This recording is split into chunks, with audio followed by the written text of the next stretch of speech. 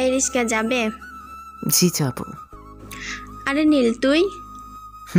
আমি। ওটা আমার ক্লাসের মেয়ে, নাম রিমা। লেখাপড়া ছেড়ে রিস্কা? ওঠেন। ওরা দুজন উঠে বসলো, আমি রিক্সা চালাতে লাগলাম। ক্লাসে তো ভালোই ভাব দেখাতি, আমি এটা পারি আমি ওটা পারি, এখন সেই সব কোথায় গেল? কিছু মুহূর্ত থাকে, সেগুলো ভুলে যাওয়াই ভালো। বাবা এখন আছে দেখছি। জানিস তো ঋতু, বল। এই জন্য না গরিবদের লেখাপড়া করতে নেই, কারণ তাদের ধারা সব হয় না। ঠিক বলছিস। অথচ ভাব দেখায়, কিছুদিন পর আবারও সেই আগের ঠিকানায় চলে আসে। যাদের একটা বই কেনার মতো টাকা নাই, সে করবে নাকি লেখাপড়া? এই জন্য তো রিক্সা চালকের ছেলে রিক্সা চালক।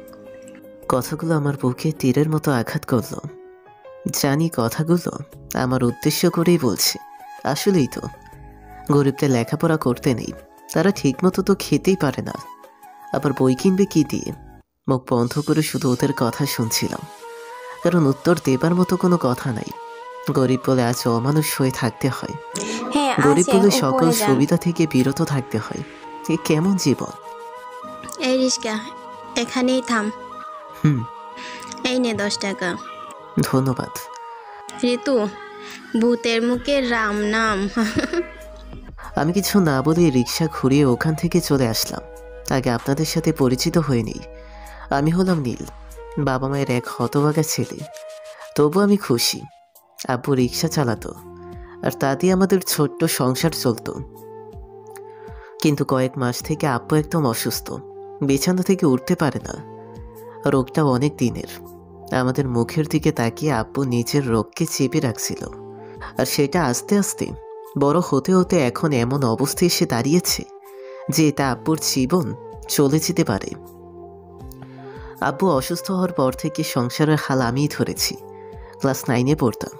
ক্লাসে 10 জনের মধ্যে একজন ছিলাম, আর স্বপ্ন ছিল আমি একদিন খুব বড় হব, আব্বু আম্মুর সব কষ্ট দূর করে দেব। কিন্তু ভাগ্যের লিখন কেউ আটকাতে পারে না, আমিও পারিনি। তাই লেখাপড়ার মনের স্বপ্ন ছুঁড়ে ফেলে রিক্সার হ্যান্ডেল ধরেছি। আমরা এক অচেনা গ্রামে থাকি, আমার দাদার বাসা অন্য জায়গায়। আব্বু আর আম্মুর বাপ ম্যারেজ ছিল, পরিবারের অমতে, সেই জন্য আজ আমাদের এমন অবস্থা। আব্বু অনেকবার ফিরে যেতে চেয়েছে, কিন্তু আমার চাচারা আব্বুকে সম্পত্তির ভাগ দিবে না বলে বুদ্ধি করে আর ওই বাড়িতে উঠতে দেয়নি। তাই এভাবেই দিন কাটাতো। তবুও তাদের মুখে কোনো সময় দুঃখের ছায়া দেখিনি। আমরা যদি সারাদিন না খেয়ে থাকতাম, তবুও গ্রামের কেউ বলতো না যে একটু খেতে দিচ্ছি খেয়ে যা। সবাই আমাদের বিপরীত। যাই হোক, এইটুকু জেনে রাখেন, আস্তে আস্তে সব জেনে যাবেন। রিক্সা নিয়ে আবার কাজে লেগে গেলাম। দিন শেষে বাসায় আসলাম। আম্মু, আম্মু। বল। আব্বু এখন কেমন আছে? একটু ভালো আছে। ও, এই নাও আব্বুর ওষুধ। আর তুই হাত মুখ ধুয়ে খেতে আয়। আচ্ছা। তারপর আমি হাত মুখ ধুয়ে খেতে আসলাম। আলুর ভর্তা আর ভাজি খেয়ে আলহামদুলিল্লাহ বলে উঠে পড়লাম। সারাদিন কাজ শেষ করে শরীরটা খুব ক্লান্ত। দিন শেষে রাতে একটু বিশ্রামের জন্য শুয়ে পড়লাম। বালিশের উপর মাথা দিয়ে ভাবতে লাগলাম, আব্বু কি কোনোদিন ভালো হবে না? আব্বু ছাড়া সংসারটা কেমন যেন অন্ধকার হয়ে আসছে। আব্বুর মুখে নিয়ে কোনো হাসি, সারাদিন শুধু চোখ ভরা পানি। আব্বুর এমন অবস্থা দেখে আম্মু দিন দিন কেমন জানি হয়ে যাচ্ছে, তিলে তিলে শেষ হয়ে যাচ্ছে। রাত ঠিক 12টার সময় আম্মু ডাক পড়ল। এই সময় আম্মু কেন ডাকছে? প্রথম ডাকটা কানে বাজ খেল, দ্বিতীয়টা একটু আন্দাজ করলাম। নীল, নীল। হ্যাঁ আম্মু, বলো আম্মু। একটু উঠে আয় তো বাবা। কি হলো আবার? দরজা খুল। আমি উঠে দরজা খুলে দিলাম। তাকিয়ে দেখে আম্মুর চোখে পানি। এত রাতে কি হলো? তোমার চোখে পানি কেন আম্মু? তোর আব্বু কেমন জানি করছে। বলো কি? হ্যাঁ বাবা, আয় তো। তারপর আমি আর আম্মু আব্বুর কাছে গেলাম। গিয়ে তো মাথাই খারাপ। আব্বুর বুকে হাত দিয়ে জোরে জোরে নিঃশ্বাস ছাড়ছে, আর একটু পরপর কাশতেছে। আম্মু, রাতে কি ওষুধ খাইয়েছ? হ্যাঁ, তোর আব্বু খেতে চাইছিল না, তবু জোর করে খাইয়েছি। ওষুধ খাওয়ার পরেও এমন কেন হচ্ছে? কিছু বুঝতে পারছি না। তুই একটু তোর ডাক্তার আঙ্কেলকে ডেকে নিয়ে আয় না। এত রাতে কি ওরা উঠবে? একটু দেখ না। আচ্ছা, তুমি আব্বুর খেয়াল রেখো, আমি আসছি। তাড়াতাড়ি যা বাবা। তারপর আমি দরজা খুলে বেরিয়ে আবার দরজায় ছিটকিনি লাগিয়ে রওনা হলাম। আমার বাসা থেকে ডাক্তার আঙ্কেলের বাসা প্রায় 2 কিলোমিটার। হেঁটে গেলে হবে না, তাই রিক্সা বের করে যেতে লাগলাম। অনেকক্ষণ রিক্সা চালাচ্ছি, কিন্তু রাস্তা ফুরায় না। অবশেষে ডাক্তার আঙ্কেলের বাসায় আসলাম, কিন্তু একটাই চিন্তা, আঙ্কেল কি উঠবে নাকি না। আগে আমি ডেকে তো দেখি কি হয়। দরজার সামনে যেয়ে ডাক ফেললাম, ডাক্তার আঙ্কেল, ডাক্তার আঙ্কেল। 3-4 বার ডাক দেওয়ার পর এভাবে আরও ডাকাডাকি করতে করতে একসময় ভেতর থেকে আওয়াজ আসলো, কে এত রাতে কে ডাকছে? আমি গো আঙ্কেল, রহিমের ছেলে। কি হয়েছে, এত রাতে ডাকছো কেন? আমার আব্বুর অবস্থা খুব খারাপ, একটু গেলে খুব উপকার হতো। এত রাতে কি আমি দোকান খুলে বসে আছি? যাবাক। দয়া করে চলেন না, নয়তো আমার আব্বু আর বাঁচবেন আঙ্কেল। বাঁচবে না তো আমি কি করব? চিকিৎসা করলে 1 টাকাও দেয় না। যা শর্ত। আমি আপনার সব টাকা দিয়ে দিব, দয়া করে চলেন। পারবো না, কাল সকালে আসিস। আমি আপনার পায়ে পড়ছি, চলেন না আঙ্কেল। আচ্ছা আচ্ছা, যাচ্ছি। ডাক্তার আঙ্কেলের কথা শুনে অনেক খুশি হলাম। একটু পর আঙ্কেল বেরিয়ে আসলো, চলেন রিক্সায় ওঠেন। তারপর আমি আঙ্কেলকে নিয়ে আবার বাসায় চলে আসলাম। এসে দেখি আম্মু খুব কান্নাকাটি করতেছে। কান্নার শব্দে বুকটা চিনচিন করে উঠল। রিক্সা রেখে তাড়াতাড়ি করে আম্মুর কাছে গেলাম। আম্মু, আব্বু কেমন আছে এখন? বাবা, তোর আব্বু একটু পরপর জ্ঞান হারাচ্ছে। আমি ডাক্তার আঙ্কেলকে নিয়ে আসছি। আঙ্কেল, ভিতরে আসেন।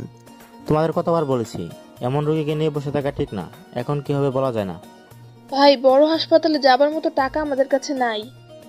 টাকা ছাড়া দুনিয়া চলে না, টাকা তো অবশ্যই লাগবে। আপনি একটু চেষ্টা করেন না। এমন রোগী চিকিৎসা করলে আমার বদনাম হবে, লোকে হাসাহাসি করবে। বিনা পয়সায় চিকিৎসা করছি।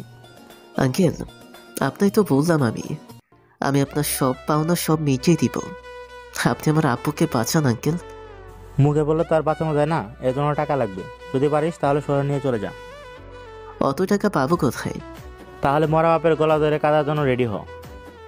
অমন কথা বলবেন না আঙ্কেল, আমি আমার আব্বুকে বাঁচাবো। যা, নিয়ে যা শহরে। আমি টাকা জমা করে নিয়ে যাব। যাত্রা 4 মাস থেকে চিকিৎসা করছি, 1 টাকাও তো দিতে পারলি না। যে করেই হোক আমি টাকা জোগাড় করব। বাবা, শহরে যেতে অনেক টাকা লাগবে, প্রায় 4000-এর মতো। তুমি চিন্তা করো না, আমি আসছি। এতগুলো টাকা কোথা থেকে আনবি? জানি না, তবে আমাদের আদর্শের বাইরে নাচিয়ে আনবো। বাবা, তোর যাতে কিছু না হয়। তারপর সকাল হতেই আমি বেরিয়ে পড়লাম। রিক্সা নিয়ে রাস্তায় যেতেই 2জন লোক পেলাম। তাদের নিয়ে তাদের গন্তব্যে পৌঁছে দিলাম। বিনিময়ে 10 টাকা পেলাম। কিন্তু এভাবে হলে আমি তো আর আব্বুকে শহরে নিয়ে যেতে পারবো না, অন্য কিছু ভাবতে হবে। কিন্তু কি ভাববো? এই দুনিয়ায় টাকাই সব। যার টাকা নাই তার কিচ্ছু নাই। সারাদিন হারা মেরে মাত্র 300 টাকা হলো, কিন্তু আমার লাগবে 4 থেকে 5,000।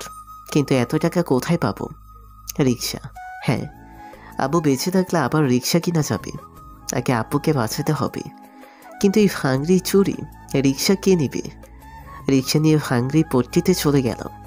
আমি তেমন দামাদামি করতে পারি না, তাই খুব অল্প দামে বিক্রি করলাম। কেউ নিতে চাইছিল না, কিন্তু রিক্সামায় বিক্রি করতেই হবে। শেষমেশ একজন এসে 5,000 টাকা দাম বলল। আমি খুশি হয়ে দিয়ে দিলাম, আর টাকা নিয়ে তাড়াতাড়ি করে দোকান থেকে কিছু খাবার নিয়ে বাসায় রওনা হলাম। বাসায় এসে দেখে আম্মু মাথায় হাত দিয়ে বসে আছে, কোনো নাড়ার শব্দ নাই। আম্মু, এই নাও, আপুর শহরে যাবার টাকা এনেছি, আর খাবারগুলো খেয়ে নাও। কি হলো, কথা বলছো না কেন আম্মু? টাকাগুলো রাখো। টাকার কোনো দরকার নেই। কি বলো, আপুকে শহরে নিয়ে যেতে হবে না? না বাবা, তোর বাবাকে কবরে নিতে হবে। বলেই মুখে কাপড় দিয়ে কেটে দিল। আম্মু, কি বলো এসব? হ্যাঁ বাবা, আমি ঠিকই বলছি। ওই দেখ, তোর আব্বু শুয়ে আছে। আমি দৌড়ে ঘরের ভেতরে চলে গেলাম। দৌড়ে যেয়ে হাঁটু কেটে বসে পড়লাম। আব্বু, আব্বু, তোমার চিকিৎসার টাকা আনছি, ওঠো আব্বু, ওঠো। তোর আব্বু আর উঠবে না। না, এটা হতে পারে না। আব্বু, আমি আব্বুকে জড়িয়ে ধরে কান্না করে দিলাম। মন আর মানছে না। আব্বু এইভাবে চলে যাবে আমি ভাবতেও পারিনি। আমি এত চেষ্টা করেও আব্বুকে বাঁচাতে পারলাম না। চোখ বেয়ে পানির ঝর্ণা বয়ে যাচ্ছে। অনেকক্ষণ বসে থেকে কান্না করলাম। গ্রামের মানুষ এসে জড়ো হলো। সবাই শুধু একটাই কথা বলে, টাকা থাকলে আজ মানুষটা মরতো না। টাকা বিয়ে করে মরে গেল। কিন্তু আম্মু কই? আমি তাড়াতাড়ি করে উঠে আম্মুর কাছে গেলাম। যে দেখে আম্মু মাটির ওপর শুয়ে আছে। আম্মু, আম্মু! না, আম্মুর কোনো আলা শব্দ নাই। আম্মুর আবার কি হলো? আম্মু, হো আম্মু, আম্মু গো! আমার ডাক শুনে গ্রামের সবাই চলে এলো, কিন্তু আম্মু এলো না। আমার হাত পা ঠান্ডা হয়ে আসতে লাগলো। একটু পর আম্মু একটা ছাগনি দিয়ে আমার হাত ধরলো। আম্মু! বাবা তুই এতিম হয়ে গেলি। বাবা তোর পাশে থাকতে পারলাম না। কি বলছো এসব? সারা জীবন সৎ পথে থাকবি, কোনদিন কোনো খারাপ কাজ করবি না, আর কাউকে কষ্ট দিবি না। তুমি চুপ করো। তোমার কিচ্ছু হবে না আম্মু। আমি তোমার কিচ্ছু হতেই দিব না। বাবা এই দুনিয়া টাকা ছাড়া কিচ্ছু হয় না। অযথা চেষ্টা করিস না, কেউ তোর পাশে আসবে না। আম্মু! মনে হচ্ছে আমিও তোর আব্বুর কাছে চলে যাব। তুই ভালো থাকিস বাবা, ভালো থাকিস। আম্মু কাঁদছে আর আমার মুখ চোখ হাত দিয়ে নেড়ে দিচ্ছে। তোমার কিচ্ছু হবে না। কেউ ডাক্তার ডাকেন প্লিজ। লাভ নেই, টাকা ছাড়া কেউ আসবে না। তুমি চুপ করো। সব পিতামাতা তার সন্তানের জন্য কত কি রেখে যায়, আর আমি তোর জন্য কিছু রেখে যেতে পারলাম না, বরং আরো বিপদের মধ্যে ফেলে গেলাম। আমার কিচ্ছু চাই না, শুধু তোমাদের চাই। আমাদের মাফ করে দিস বাবা, আর তুই এই গ্রামে থাকিস না। এরা তোকে বাঁচতে দিবে না। তোমাদের ছেড়ে কোথাও যাব না। পারলে তোর দাদুর সাথে দেখা করিস, আর তোর আব্বুকে মাফ করতে বলিস। বলবো। হঠাৎ করে আম্মু নড়ে উঠেই কথা বন্ধ হয়ে গেল। আমার মাথা থেকে আম্মুর হাত পড়ে গেল নিচে। আম্মু, আম্মু! মুখের কথা বন্ধ হয়ে গেল, চোখের পানি হারিয়ে গেল। আমি মনে হয় চির এতিম হয়ে গেলাম। পৃথিবীতে আমার আর কেউই রইল না। ডাক্তার আম্মুর হাত দেখে বলল, এটাও গেছে। কথা বলার মতো শক্তি আর নেই। অতিরিক্ত চিন্তা আর না খেয়ে থাকার জন্য এমন অবস্থা। একদিনে যে আমার সব কিছু হারিয়ে যাবে এটা জানতাম না। পুরো পৃথিবীটা আমার কাছে অশান্তিকর লাগছে। খুব এতিম এতিম মনে হচ্ছে। চারপাশটাও অন্ধকার হয়ে এলো। আল্লাহ আমার সাথে কেন এমন করলো? কেন আমায় একটু শান্তি দিল না? আমার কপালে কি সুখ লেখা নাই? সবাই তো সুখী হয়, আমায় কেন আল্লাহ সুখী করে না? আমার কি অপরাধ? আমায় কেন পরলোক করে পাঠালো না? তাহলে আমার আব্বুর চিকিৎসা হতো, আম্মু বেঁচে থাকতো, আমি খুশি থাকতাম। আল্লাহ কেন আমাদের গরিব করে পাঠালো? মনের মধ্যে অনেক প্রশ্ন জমা হলো, কিন্তু কোনোটার উত্তর খুঁজে পেলাম না। যাই হোক, এসব ভেবে কোনো লাভ নেই। কিন্তু মন কিছুতেই মানছে না। গ্রামের সবাই চাপ দিচ্ছে, লাশ উপরে বেশিক্ষণ রাখা ঠিক না, তাই জোহরের আগেই দাফনের সময় করল। রিক্সা বিক্রি করে টাকা দিয়ে আব্বু আর আম্মুর কাফনের কাপড় কিনলাম। তারপর গ্রামের সবাই মিলে দাফন কাফনের ব্যবস্থা করলাম। কিন্তু গ্রামে কোথায়? আমাদের একটু জমি নাই, আর সরকারি কবর স্থানেও নাই। কবর দিব কোথায়? শেষমেশ কোনো এক জায়গায় কবর দিলাম। জানাজা আমি পড়ালাম। মাদ্রাসায় পড়েছি তাই একটু জানি। কবরের পাশে দাঁড়িয়ে দোয়া করলাম, আল্লাহ যাতে আমার বাবা মাকে জান্নাতুল ফেরদৌসের ভেতরে রাখেন, আমিন। সবশেষে সবাই চলে গেল, কেবল আমি রয়ে গেলাম। জন্মের পর থেকে আজ পর্যন্ত কখনো আব্বু আম্মুকে ছেড়ে থাকিনি, কিন্তু এখন কি করে থাকবো? কাকে আব্বু বলে ডাকবো, কাকে আম্মু বলে ডাকবো? কবরের মাঠে হাত নিয়ে কেঁদে দিলাম। অনেক কান্নাকাটি করে বাসায় ফিরে আসলাম। বাসায় এসে যেন মনে হচ্ছে আব্বু আমায় ডাকছে, আম্মু আমার জন্য খাবার নিয়ে বসে আছে। সব স্মৃতি চোখের সামনে নাড়া দিচ্ছি, কিন্তু বাস্তবতার সামনে নেই। বাস্তব হারিয়ে গেছে সেই অজানায়, যেখান থেকে কেউ ফিরে আসে না। বারান্দায় বসে পড়লাম, চোখের সামনে মুখ ফেসে আসলো। আব্বুর ডাক কানে ভেসে উঠল। মনে হলো এই তো আম্মু ডাকছে, এই তো আব্বু ডাকলো। মনের মধ্যে অশান্তি কাজ করতে লাগলো। কাফর ধরে গেল। পৃথিবীটা আমার কাছে জাহান্নামে পরিণত হলো। আস্তে আস্তে দম বন্ধ হয়ে আসতে লাগলো। না, আমি এই পৃথিবীতে থাকবো না, যেখানে টাকা ছাড়া কিছু হয় না। টাকা যার নাই তার সুখ নাই, টাকা যার নাই তার কিচ্ছু নাই। ওখানে থেকে সোজা রুমে চলে আসলাম। এসে আম্মুর ওড়না নিয়ে টিনের বাঁশের সাথে আটকে দিলাম, আর এক মাথায় ফাঁস করে লাগলাম। আর সেখানে আমার গলাটা ফোড়ে নিলাম। পায়ের নিচে মোড়া আর চোখে পানি। কিছু না বুঝে পায়ের নিচ থেকে মোড়াটা সরিয়ে দিলাম, আর সাথে সাথে ওড়নার সাথে আমি ছুলে গেলাম। নিঃশ্বাস নিতে পারি না, ছাড়তেও পারি না। চোখ বড় বড় হয়ে গেল। ঠিক তখনই বাইরের মানুষ সমাগম শুনতে পেলাম। জানালা দিয়ে আমার এই অবস্থা দেখে সবাই দৌড়ে আসলো। সবার দৌড়ে আসে দেখে মনটা ফরে গেল। মনে হলো আমার পাশে মনে হয় এরা আছে। বাঁচার একটু সাহস পেলাম, কিন্তু গলার ফাঁস কেমনে বাঁচব? আস্তে আস্তে আমার চোখ বন্ধ হয়ে গেল। দরজা ভাঙার আওয়াজ পেলাম। তারপর আর কিচ্ছু বলতে পারবো না। হঠাৎ পানি ছিটকানি পেয়ে চোখ খুললাম। চোখ খুলে দেখি গ্রামের সবাই এখানে আছে। নীল, এখন কি তুই ঠিক আছিস? আমায় কেন বাঁচালেন? আমি বেঁচে থেকে কি করব? তোর সাথে আমাদের কিছু বোঝাপড়া বাকি আছে। কি? এই তোমরা একে মাতবরের কাছে নিয়ে চলো। তারপর সবাই আমাকে ধরে মাতব্বরের সামনে নিয়ে হাজির করলো। কিরে, তুই মরতে গেছিলি কেন? বেঁচে থেকে কি করব? আমাদের পাওনা কে মিটাবে? কিসের পাওনা? ও মা, ভুলে গেলি? তোদের অনেক পাওনা আছে, এগুলো তোকে পূরণ করতে হবে। কি করে করব? আমরা কি জানি? আমার কাছে তোর বাবা অনেক চিকিৎসা হয়েছে, তার 1টি টাকাও দেয়নি। কি বলেন? আব্বু তো আপনার টাকা শোধ করে দিছিল, শুধু 3 দিনের বাকি ছিল। তুই এসব কি করে বুঝবি? এত ছোট ছেলে এসব কি বুঝবি? একটু হলেও আমি বুঝি। এত বুঝে কাজ নেই, আমার টাকা দে। আমার কাছে টাকা নাই। তোর বাবা আমার কাছ থেকে অনেক বাকি খেয়েছে, 1 টাকাও দেয়নি। আব্বু তো কোনোদিন বাকি খায় না, সব সময় নগদ নেয়। টাকা থাকলে খাই, আর না থাকলে না খেয়ে থাকি। তোর বাবা কি তোকে সব বলে গেছে? না না মাতব্বর সাহেব, এসব কিছু মিথ্যা। আমার আব্বুর এসব পাওনা নাই। বললেই হলো? তোর বাবা তো আমাদের কাছ থেকে 5,000 টাকার সুদে নিয়েছে, যেটা এখন 10,000 টাকা হয়েছে। কি? হ্যাঁ, আমি বিশ্বাস করি না। সবাই সাক্ষী আছে। সব সাক্ষী মিথ্যে। সবাই মিথ্যা বলে আর তুই সত্যি বলিস? এইসব কিছু মিথ্যে। এভাবে বিভিন্নজন বিভিন্ন কথা বলতো, বিভিন্ন পাওনার কথা বলতো, কিন্তু আমার কাছে তো টাকা নাই। এতগুলো টাকা কই পাবো? আচ্ছা, তোকে টাকা দিতে হবে না, শুধু বাড়িটা ছেড়ে দিয়ে চলে যা।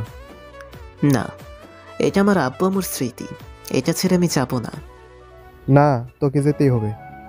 না, আমি কিছুতেই যাব না।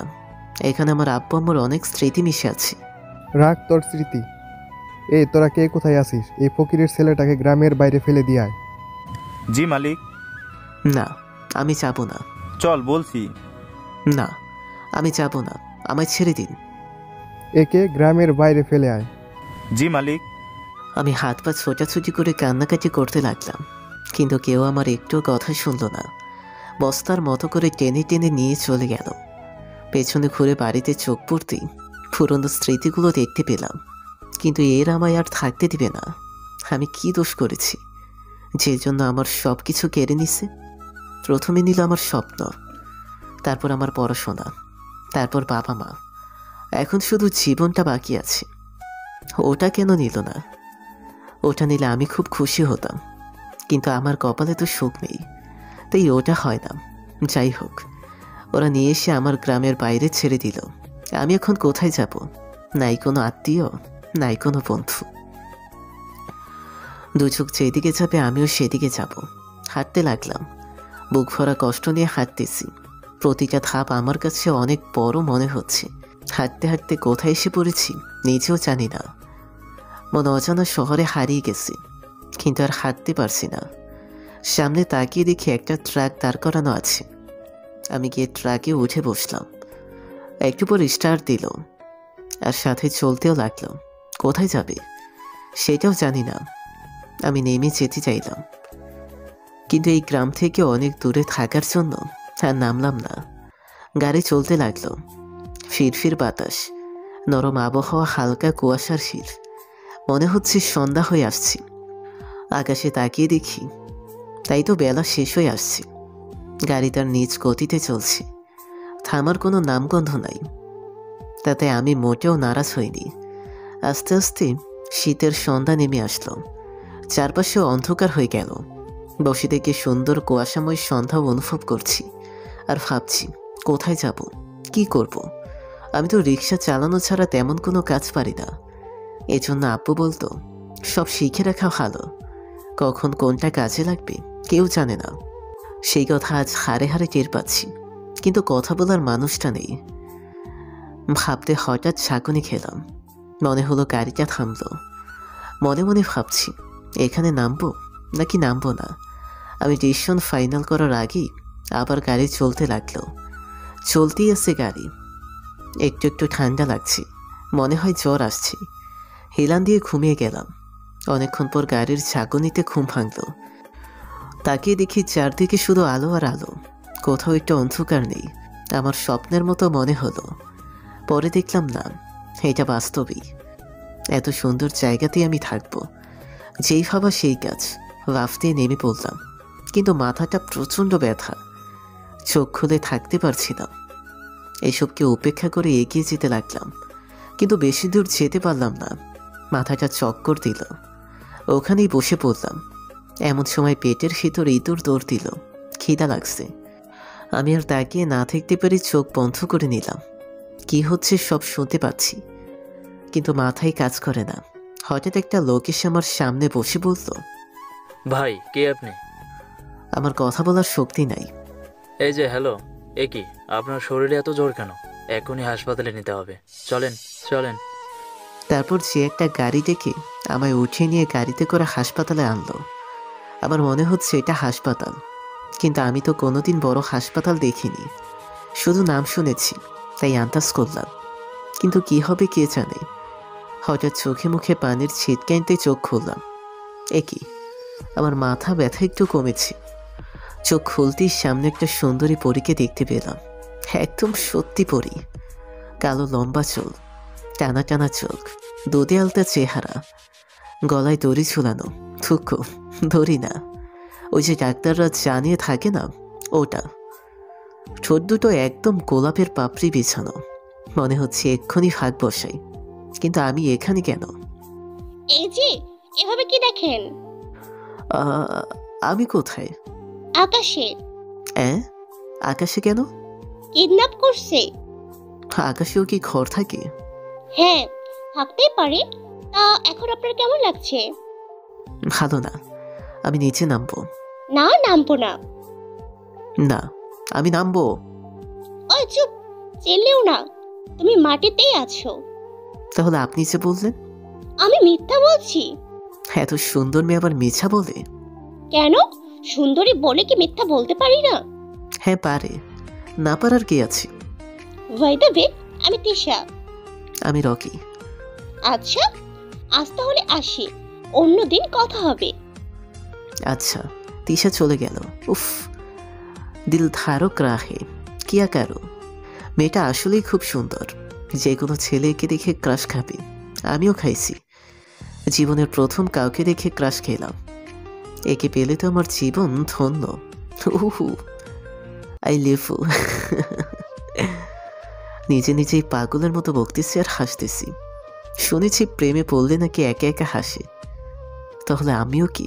উফ, বলা যাবে না। এসব ভাবতে একটা পাগলি এসে হাজির। কি পোশাক পরছে, হাঁটু পর্যন্ত জামা, চুলগুলো এলোমেলো, একদম সিনেমায় যারা গরিবের পার্ট করে ওদের মতো। কিরে মাইরি, তুই ঠিক হয়েছিস? আরে করস কিল্লাই। আপনি কে? আমারে চেনস না? আমি রানী। রানী? কিসের রানী? এই বস্তির রানী। আপনি মুসলমান নাকি হিন্দু? দূর শালা, কি কোষ? হিন্দু হবা চামু কিল্লাই, আই মুসলমান। তাহলে রানী কেমন নাম? মনে হচ্ছে তুই ভালো লেখাপড়া জানিস। আচ্ছা বুঝাচ্ছি। মেয়েটা মানে রানী আমার পাশে এসে বসলো। এই বস্তির সবাই আমারে রানী বলেই ডাকে। বস্তি? বস্তি মানে কি? কোনটা বস্তি? আরে বস্তি চিনিস না? এটাই বস্তি। তুই যেখানে আসস সেটাই বস্তি। আমি বস্তিতে কেমনে আসলাম? আমি তো হাসপাতালে ছিলাম। স্বপ্ন টপ্ন দেখছিস নাকি রে? তুই তো রাস্তায় শুয়েছিলি। আমার ভাই তোরে এখানে আই না, ওই তৃষা ম্যাডামকে ডাইকা চিকিৎসা করাইছে। ও আচ্ছা, তোর এখন কেমন লাগছে? ভালো। ভালো হলেই ভালো। কিছু খাবি? না মানে তোর মুখ দেখে বোঝা যাচ্ছে তোর খিদা লাগছে। হুম হুম। দাঁড়া, আমি খাবার আনতেছি। রানী ঘর থেকে বাইরে যেয়ে খাবার নিয়ে আসলো। নে হা কর। হা করতে কইছি। আমি নিজেই তুলে খাচ্ছি। নে খা। আমি খেতে লাগলাম। রানী বসে থেকে আমার দিকে তাকিয়ে আছি। কেউ আমার দিকে খাবার সময় তাকিয়ে থাকলে আমার খাবার নামে না। কিরে, খাচ্ছিস না কেন? না কিছু না। কম দামি খাবার তাই? না, আসলে কেউ আমার দিকে তাকিয়ে থাকলে আমার খাবার নামে না। ও আচ্ছা, নে খা, আমি অন্যদিকে তাকিয়ে আছি। আমি আবার খেতে লাগলাম, কিন্তু একটু পর আবার ঘুরে তাকালো। আমার চোখে চোখ পড়তে মুচকি হেসে উঠে চলে গেল। মেয়েটা দেখতে মাশাআল্লাহ ভালো, কিন্তু এমন পাগলির মতো হয়ে থাকে কেন? আর কথা শুনে মনে হচ্ছে গন্ডি। কিন্তু যে আমায় এখানে আনলো সে কোথায়? আমি খাওয়া দাওয়া শেষ করে উঠতেই ওই ছেলেটা আসলো। কণ্ঠ শুনেই বুঝে নিলাম। এখন কেমন আছো? জি আলহামদুলিল্লাহ ভালো। আমি একটু বাজারে গেছিলাম। ও আমার তোর নামই বলা হয়নি। আমার নাম ওবায়দুল। ও আমার নাম রকি। তুমি এখানে কেমনে আসলা? তোমার বাবা মা কোথায়? কেউ নাই। মানে? বাবা মা ছিল, কিন্তু কাল থেকে নেই, মারা গেছে। ও তার মানে ঢাকাতে তোমার কেউ নাই? জি না। কোথায় থাকবে? জানি না, কিছু চিনি না। আচ্ছা চিন্তা করো না, তুমি আজ থেকে আমাদের সাথে আমাদের বস্তিতেই থাকবে। জি। দুপুর হয়ে গেছে, চলো গোসল করে আসি। আমার তো কোনো জামা কাপড় নেই। আমার লুঙ্গি পরবে, চলো। আচ্ছা। তারপর আমি ওবায়দুল ভাইয়ের সাথে বাইরে আসলাম। বাইরে সেই সুন্দর পরিবেশ, চারপাশে বাড়ি, সামনে একটা বড় গেট, একদম সিনেমায় দেখা বস্তির মতো। ছোট ছোট ছেলে মেয়ে খেলা করছে, বড়রা যার যার কাজে ব্যস্ত। সবাই সবার সাথে হাসি মুখে কথা বলছে, সবার পাশে দাঁড়াচ্ছে। এসব দেখে আমার মনটা খুশি হয়ে গেল। কেন জানি খুব আনন্দ পেলাম। কি সুন্দর পরিবেশ, কেউ কারো শত্রু না, সবাই সবার বন্ধু, একদম আমার মনের শহরের মতো। এমন একটা পরিবেশে যদি আমার জন্ম হতো, তাহলে আমার বাবা মাকে হারাতে হতো না, কতই না সুখে থাকতাম।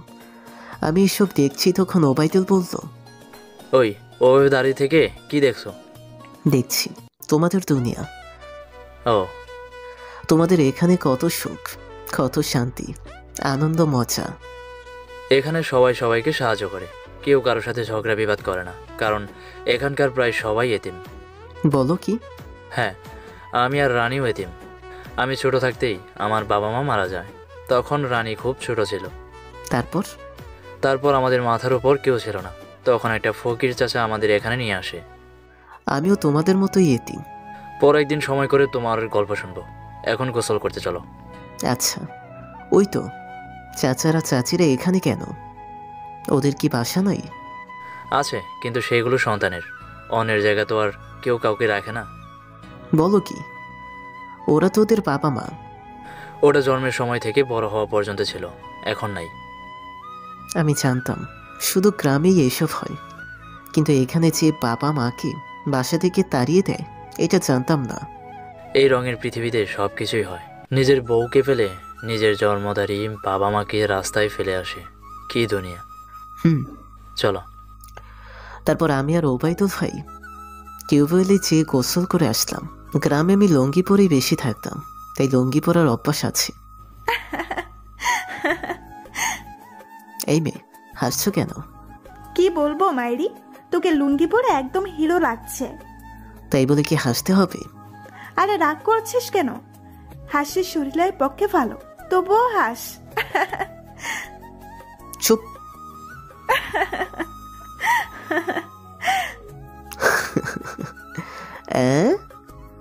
এমন হাসেই হাসছি, আপনার হাসি শুনলে কুত্তা পর্যন্ত পাগল হয়ে যাবে।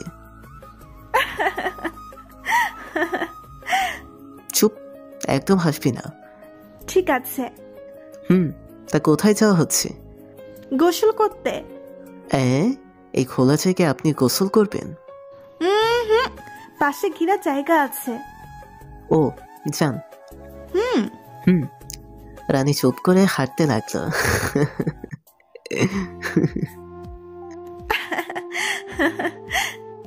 আবার রানী মুখে হাত দিয়ে চলে গেল। আমি হাসতে হাসতে চলে আসলাম। বস্তুটা আমার হেব্বি পছন্দ হয়েছে, আমি এখানেই থাকবো। কিন্তু আমার তো কাজ করতে হবে। আমি দৌড়ে ওবাইদুলের কাছে গেলাম। আরে রকি, আসো। এতক্ষণ কি করছিলা? বস্তিটা দেখছিলাম। কেমন লাগলো? আমার বস্তিকে হেব্বি পছন্দ হয়েছে, আমি এখানে থাকতে চাই। আমরা তো থাকতেই বলছি। কিন্তু হাত গুটিয়ে বসে থাকলে তো আর হবে না। ওসব নিয়ে চিন্তা করো না, ব্যবস্থা হয়ে যাবে। ধন্যবাদ। দুপুরে খাওয়া দাওয়া শেষ করে বের হলাম।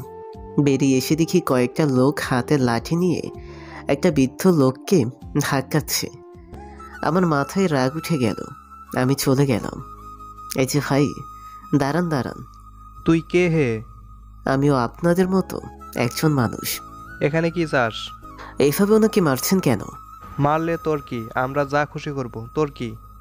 এটা তো আর মগের মূল লোক না যে যা মন চাইবে তাই করবেন। আমরা করলে তোর কি বে? একজন মানুষেও অন্যের বিপদে পাশে দাঁড়ালাম।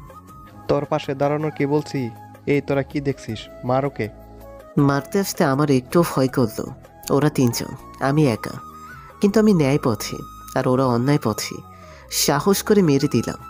খুশি হপাস করে পড়ে গেল। আমিও ভাবতে পারিনি আমি এইভাবে মারব। সাহায্য করতে এসে তুই স্মার্ট হয়ে গেলাম। মনে আনন্দ আসলো। এরপর শুরু করলাম মারামারি। এক পর্যায়ে আমি খেলাম মিষ্টি মুন্ডু। তিনজন থাকাতে সহজে পেরে উঠছিলাম না। তখন হঠাৎ ওবাইদুলের সামায় ধরে নিল আর ওদের তিনজনকে টাকা দিল। টাকা পেয়ে ওরা চলে গেল। আমিও তো কিচ্ছু বুঝলাম না ঘটনা কি। ওবাইদুল ওদের টাকা দিল কেন? আমি গা হাত ছেড়ে ওবাইদুলকে জিজ্ঞেস করলাম, তুমি ওদের টাকা কেন দিলাম? তুমি এখানে নতুন, তাই কিছু জানো না। জানালেই জানবো। এই বস্তিতে যেমন সুখ আছে তেমনই দুঃখও আছে। থাকবেই তো। সুখ যেখানে দুঃখ সেখানে। কিন্তু কিসের দুঃখ? আর ওরা কারা? এখানে রানা নামে একটা মাস্তান থাকে। সে এই বস্তি দখল করে আছে। প্রতিদিন চাঁদা নিতে আসে। আমরা সারাদিন রিক্সা চালাই। এতে চাঁদা আর ঘর ভাড়া দিতেই শেষ হয়ে যায়। কোনোদিন পারি না, আর দিতে না পারলে ওর লোকের এসে ভাঙচুর করে, মারামারি করে। তো এর একটা ব্যবস্থা করবে। কি অবস্থা করব? রানার কথার বিপরীতে যাবার মতো কারো সাহস নাই। মনের শক্তি আসল শক্তি। তোমাদের রক্ত খামানোর টাকা ওদের কেন দিতে যাবে? যেই ওর বিরুদ্ধে যায় তার লাশ ফিরে আসে। সবাই একসাথে মিলে ওর বিরুদ্ধে দাঁড়াও। কারো তেমন সাহস নাই। একবার যখন মাথা দিয়ে ফেলেছি তখন এর একটা কিছু করতেই হবে। কি করবে তুমি? রানা যদি জানতে পারে তুমি এই লোকদের মেরেছ, তাহলে তোমার আর বাঁচতে দিবে না। আচ্ছা, ওসব বাদ দাও। তোমায় এখন লুকিয়ে থাকতে হবে। কেন? আমি কেন লুকাবো? ওরা তোমায় মেরে ফেলবে। ভাইয়া তুই চুপ করতো, আমরা থাকতে ওর কিচ্ছু হবে না। ঠিক। রানার লোক আসলো কি আসলো? আসুক, আসতে দাও। তুমি কেন বুঝতে পারছো না? এটা গ্রাম না, এটা শহর। গ্রাম হোক আর শহর হোক, অন্যায় তো অন্যায়। কিন্তু কোনো কিন্তু না। রানী, আমায় তোমাদের বস্তিটা ঘুরে দেখাবে? চল না, এক্ষুনি দেখাচ্ছি। ধন্যবাদ। রানী, ওকে ভালোভাবে দেখে রাখিস। আরে ভাই, আমি কি ছোট বাচ্চা নাকি? তুমি এখন এই শহরে, তাই কোনো চিন্তা করো না, আমার কিচ্ছু হবে না। তাই যেন হয়। তারপর আমি আর রানী ঘুরতে বেরোলাম। রানী। হ্যাঁ বল। তুমি সবাইকে তুই কেন বলো? আসলে আব্বু আম্মু মরে যাবার পর থেকে ভাইয়াকে তুই বলি, আর এখানে এসেও তুই বললাম। এভাবে আস্তে আস্তে অভ্যাস হয়ে গেছে। আর তুইটাকে অনেক ভালোবাসা থাকে রে। ও, কিন্তু আমি সবাইকে সমান করি। সমান আবার কি? আরে ওই যে তোরা বলিস না কি যেন, ছোটরা বড়দের সম্মান করে। আরে পাগলি, ওটা সমান নয়, সম্মান হবে। ওই একই কথা। হাস হাস, পড়ালেখা জানে না বলে হাসছিস তো, হাস। আরে এসব কিছু না। জানি। আচ্ছা, তুমি কি এই শহরের সব কিছু চিনো? কেন বলতো? না মানে সবকিছুই তো দেখাইলাম, তাই আর কি। হ্যাঁ রে, পুরো শহর চিনি, সেজন্যই তো রানে নাম পাইছি। গুড। সেদিন সেই মেয়েটা আমার ট্রিটমেন্ট করালো, সে কোথায় থাকে? ট্রিটমেন্ট আবার কি? ও সরি, সেদিন তো আমার চিকিৎসা করছিল সে। ও তিশা ম্যাডাম? সে কোথায় থাকে? সে তো সবসময় হাসপাতালে থাকে। সেখানেই নিয়ে চলো। আচ্ছা, আয় আমার সাথে। আমি রানীর সাথে হাসপাতালে চলে গেলাম। যেদিকে আমার ক্রাশ বসে থেকে লেখালেখি করতেছি। পরীক্ষা দিলে নিশ্চয়ই পাশ করবেন। আরে রকি। High madam. হাই, এসে বসো। ধন্যবাদ। তা কি নিয়ে গবেষণা করা হচ্ছিল? তেমন কিছু না। তোমরা এখানে কেন? আসতে পারি না বুঝি? আরে কি বলো, কেন আসতে পারো না? আপনাকে দেখতে আসলাম। আরে ভালো, তোমার শরীর এখন কেমন আছে? খুব ভালো। তারপর আমি আর তিশা গল্প করতে লাগলাম, আর রানী একটু দূরে একা বসে আছে। অনেকক্ষণ বসে থেকে গল্প করলাম। আজ আমার একটু বাসায় যেতে হবে। ওকে। তিশা চলে গেল। আমি আর রানী আবার বস্তির দিকে রওনা হলাম। রাস্তার মাঝে আমাদের কারা যেন আটকালো। রকি। কি? এরা কারা? এভাবে পথ কেন আটকালো? আমিও তো বুঝতে পারছি না। নিশ্চয়ই এরা রানার লোক। ও, তাহলে এই ব্যাপার। আজ রানার কাছেই আমি যাব। কি বলছিস? মাথা ঠিক আছে তোর? এদের হাত দিয়ে আমি রানার কাছে যাব, এরাই আমায় নিয়ে যাবে। পাগল হলি? এরা তোকে মারতে আসছে, নিয়ে যেতে নয়। মারার হলে এতক্ষণ মেরে দিত, এইভাবে লাঠি নিয়ে দাঁড়িয়ে থাকতো না। এসব পাগলামে বাদ দে, আর বাঁচতে চাইলে পালা। তুই পালা তো। দেখ, রানীর সাথে থেকে আমিও তুই বলতে লেগেছি। অবশ্য তুই বলা খুব ভালো, আর মনটাও ফ্রেশ হচ্ছে। ওই হারামি। কি? কি ভাবছিস? ওরা আসছে। তুই পালা, তোকে তো ধরবে না। তোকে রেখে আমি কেমনে পালামো? এমন সময় মাথার উপর বাড়ি পড়ল।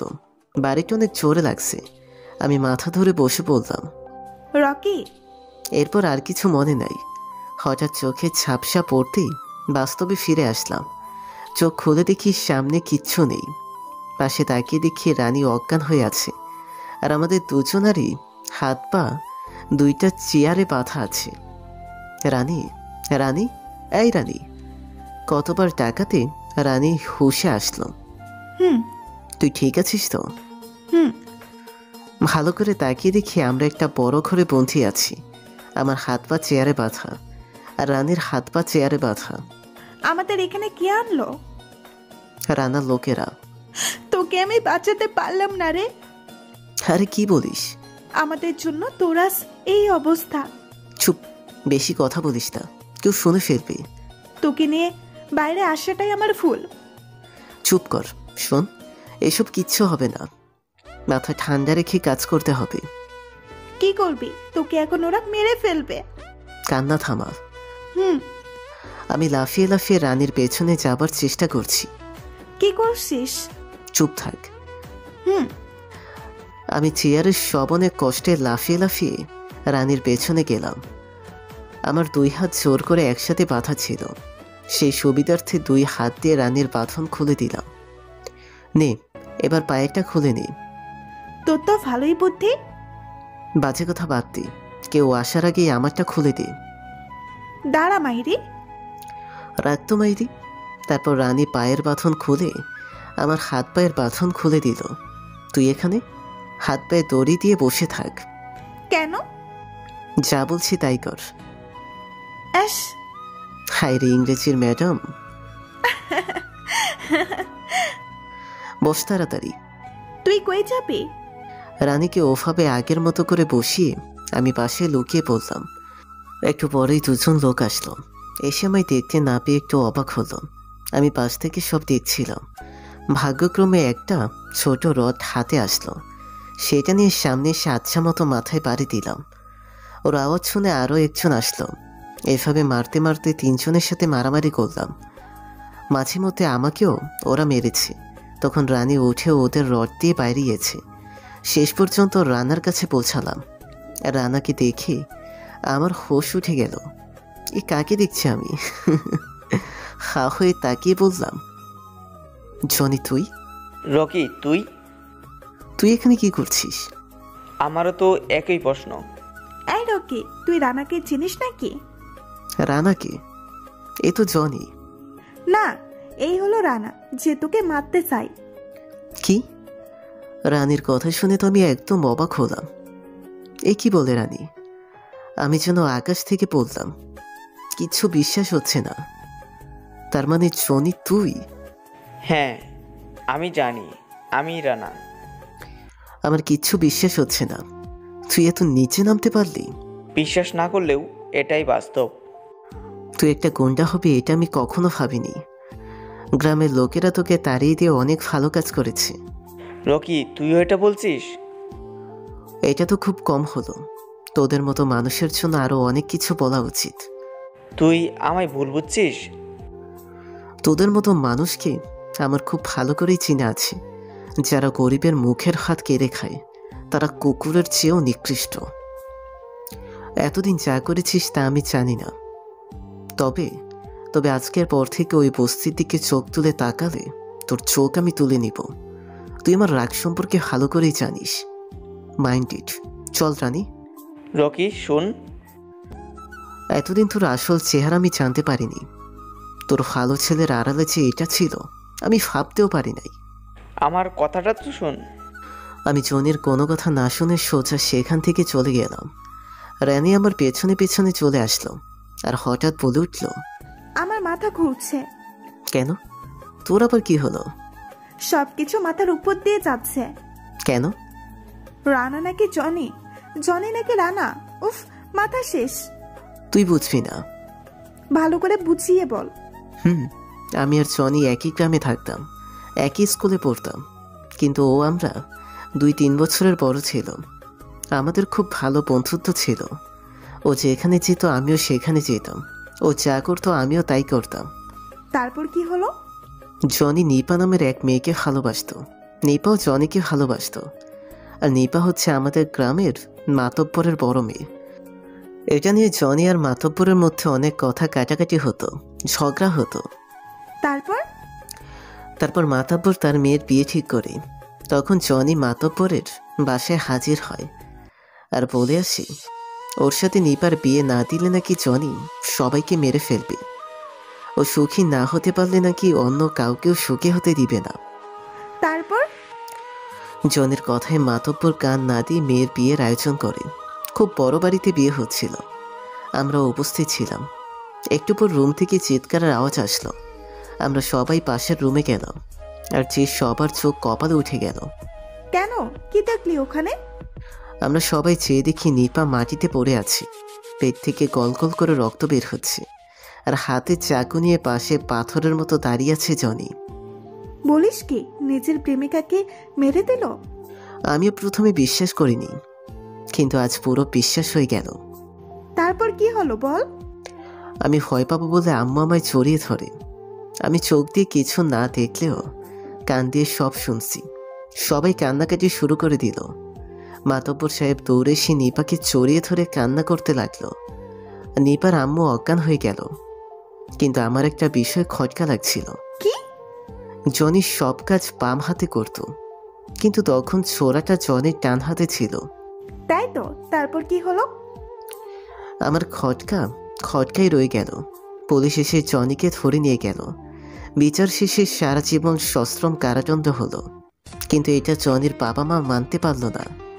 তাই তারা অনেক কষ্টে টাকা জমা করে জনিকে ছাড়িয়ে আনে। আর গ্রামের কেউ তাকে মেনে নেয়নি। খুনির অপবাদ দিয়ে গ্রাম থেকে তাড়িয়ে দেয়। জনি চলে আসার পর ওর বাবা মা অনেক অসুস্থ হয়ে পড়ে আর তারা মারাও যায়। ও, জনি এত নিচে নামতে পারলো? যে নিজের ভালোবাসার মানুষকে খুন করে সে কোনোদিন মানুষ হতে পারে না। এমনও তো হতে পারে তোরা যা জানিস সেটা ভুল। ইম্পসিবল। আগে ভাবতাম ভুল, কিন্তু ওর চেয়ে আরো একটা জঘন্য পরিচয় ছিল এটা জানতাম না। চল বাসায়। শোন, বল। গ্রামের কাউকে এসব কিছু বলবি না, বলবি আমরা বুঝিয়ে বলছি। আর রানা বুঝে গেছে। আচ্ছা, তোর কপালে তো রক্ত, এদিকে আয়, আমি মুছে দেই। তারপর আমি রানীর কাছে যেয়ে খামছিলাম, তখন রানী ওর জামা চেয়ে আমার কপাল মুছে দিচ্ছিল। আমি চোখ খুলতেই রানীর কোমরে চোখ পড়ে, সাথে সাথে আবার চোখ বন্ধ করে নেই। বুকের ভেতর ধকাস করে উঠল। বাপরে বাপ, মনে হচ্ছে আমি বাঘ দেখলাম। এই, তুই এগুলো কি জামা পরিস? হ্যাঁ, জামা তো নয়, ছেলেদের গেঞ্জি, শার্ট, এসব কি? এই মেয়ে, তুই মেয়ের মতো হয়ে থাকবি, এসব আমার একদম ভালো লাগে না। তোকে দেখতে একদম টোকাই টোকাই লাগে। কি রে, মুছে দিচ্ছিস নাকি ঘুমাচ্ছিস? তবুও রানীর কোনো শব্দ নেই। আমি এবার ওর হাতে পাড়ি মেরে বললাম, এই কই গেলি? না করে জামাটা নিচে নামা কুত্তি। ও কি রে, এত মনোযোগ দিয়ে কি ভাবছিলি? কিছু না। এই সেরেছে। কি হলো? মুচকি হাসা ভালো লক্ষণ না। চল তো। চল। তারপর দুজনে বস্তিতে চলে গেলাম। ঢুকতেই ওবায়দুল সামনে। তোরা কই গেছিলি? আর বলিস না, ঘুরতে। হ্যাঁ ভাইয়া, ও পাল্টে গেছে, সবাইকে তুই তুই বলতেছে, এমনকি রানাকেও। রানা মানে? তোমরা কোথায় গেছিলে? এই চা, শালি রানী সব ফাঁস করে দিল। মেয়েদের মুখে কিচ্ছু আটকায় না। আসলে রানার সাথে কথা বলেছিলাম তো, তাই। সত্যি করে বল। রানা লোকেশ আমাদের ধরে নিয়ে গেছিল। আমি আগেই বলেছিলাম রানা তোকে ছাড়বে না। আমার কিচ্ছু হয়নি, বাদ দে তো। রানা তোকে কি বললো? কি আর বলবি, আমি ওকে ভালো করে বুঝিয়ে বললাম, আরও বুঝে গেল। রানাকে তোরা বুঝিয়েছিস, হজম হলো না?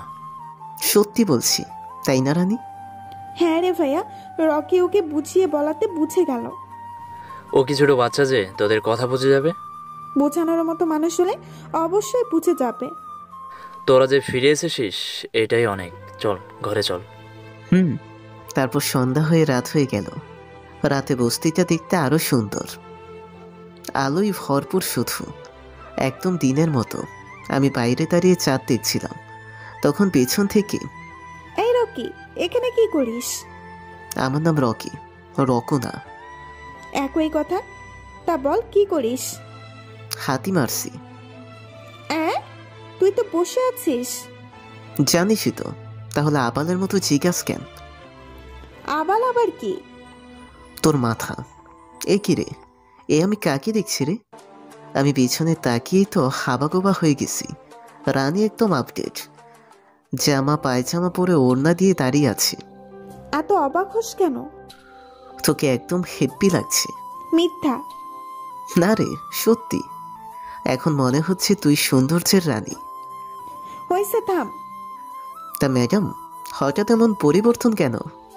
মন চাইলো তাই। খুব ভালো, চল খেতে যাবে। তারপর খেতে আসলাম। ওবায়দুল, বল। আমার একটা রিক্সার ব্যবস্থা করে দে।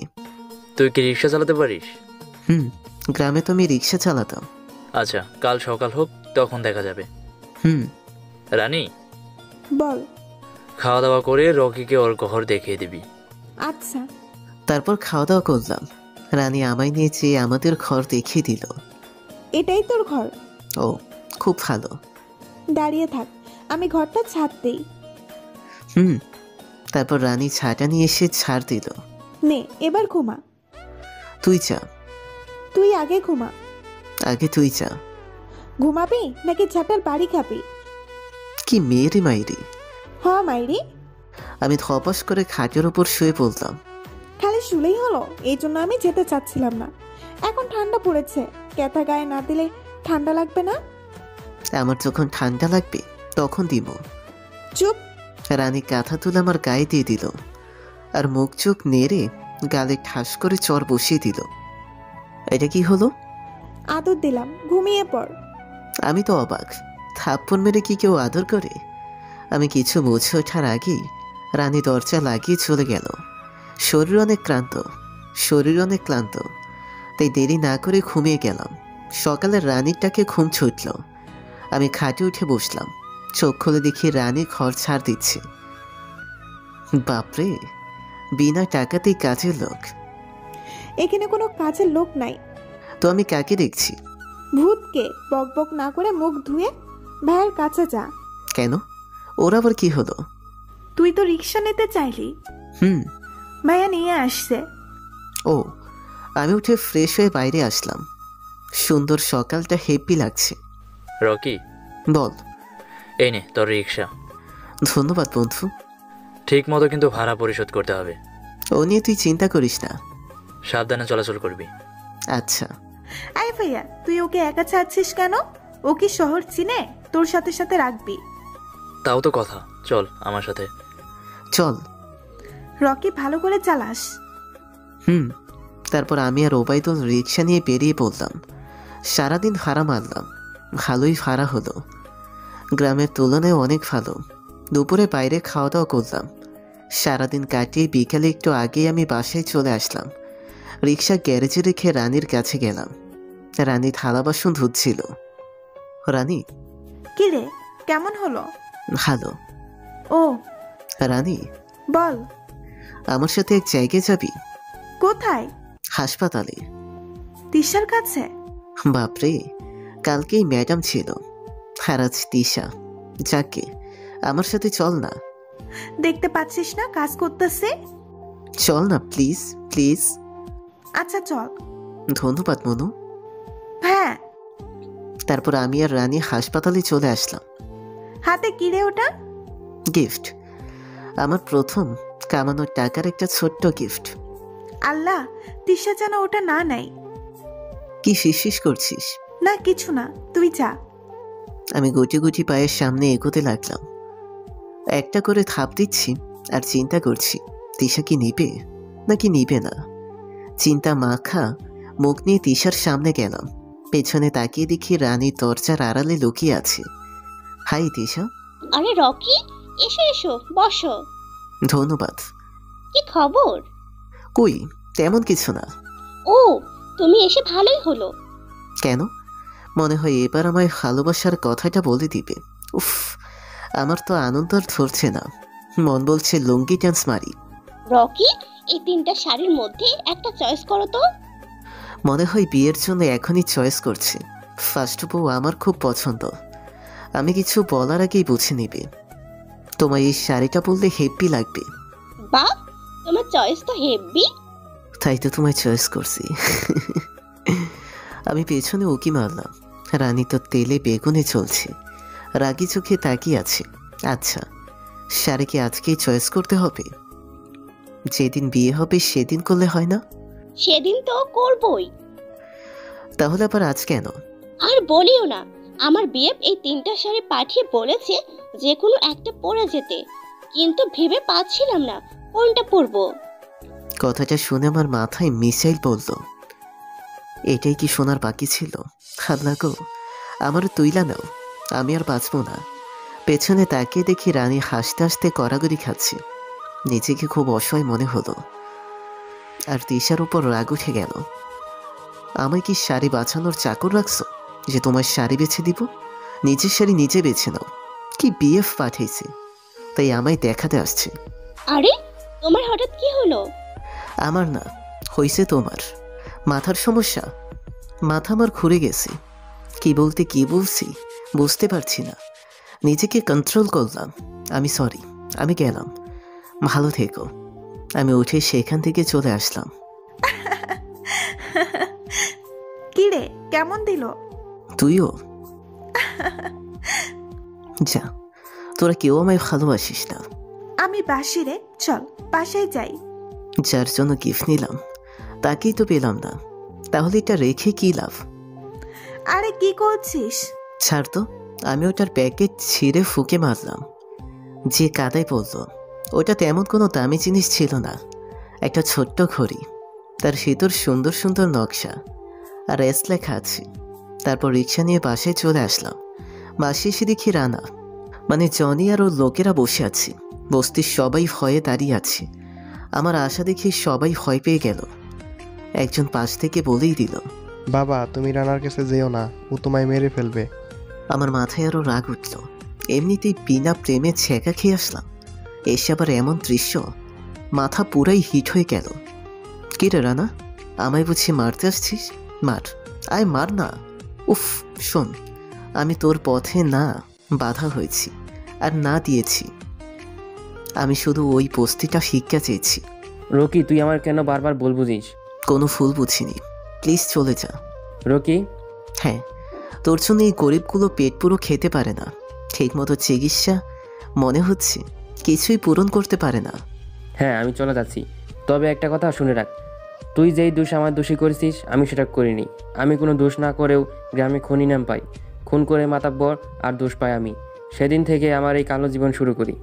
মানে? হ্যাঁ, নিপার বিয়ের দিন ওকে আমি শেষবারের মতো দেখতে গিয়েছিলাম। আমায় দেখে নিপাও কেঁদে দেয়, আমার সাথে পালিয়ে যেতে চাই, কিন্তু আমি রাজি হইনি। ঠিক তখনই নিপার বাবা মাতবর হাজির হয়। আমায় আর নিপা একসাথে দেখে ফেলে। মাতবরের হাতে ছোড়া ছিল, সোজা এসে নিপার পেটে বসিয়ে দেয় আর নিপা চিল্লিয়ে আমায় জড়িয়ে ধরে। আমি একদম পাথর হয়ে গিয়েছিলাম। মাতাব্বরে শরীরটা আমার দামসাতে গুজে দিয়ে জানালা দিয়ে পালায়। নিপা দবাস করে নিচে পড়ে যায় আর তখনই তোরা হাজির হোস। শোন, এসব নাটকের কাহিনী শুনিয়ে লাভ নেই। নিজের বাবা কখনো কি তার মেয়েকে খুন করতে পারে?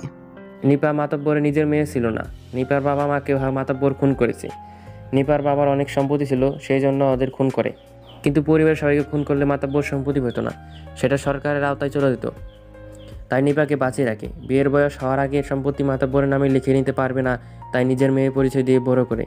এটা আমি বিয়ের দিন জানতে পারি, তখনই নিপার কাছে যাই আর তারপরে সব।